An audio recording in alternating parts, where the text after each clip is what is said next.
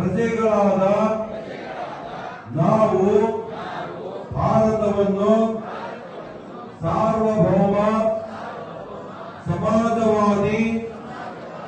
ಜಾತ್ಯತೀತ ಪ್ರಜಾಸತ್ತಾತ್ಮಕ ಗಣರಾಜ್ಯವನ್ನಾಗಿ ರೂಪಿಸುವುದಕ್ಕಾಗಿ ಭಾರತದ ಎಲ್ಲಾ ಪ್ರಜೆಗಳಿಗೆ ಸಾಮಾಜಿಕ ಆರ್ಥಿಕ ಮತ್ತು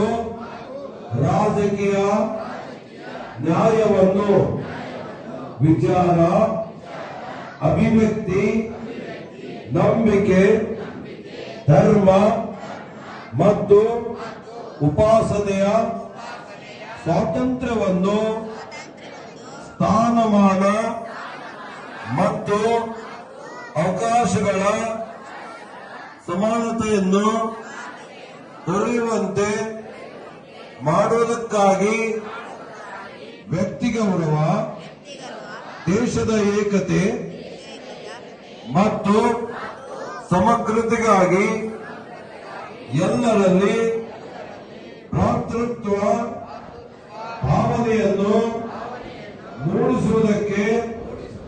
ದೃಢಸಂಕಲ್ಪ ಮಾಡಿ ನಮ್ಮ ಸಂವಿಧಾನ ಸಭೆಯಲ್ಲಿ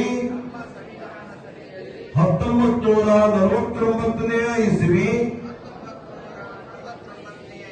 ನವೆಂಬರ್ ತಿಂಗಳ 26ನೇ ದಿನದಂದು ಈ ಸಂವಿಧಾನವನ್ನು ನಮಗೆ ನಾವೇ ಅರ್ಪಿಸಿಕೊಂಡು ಅಂಗೀಕರಿಸಿ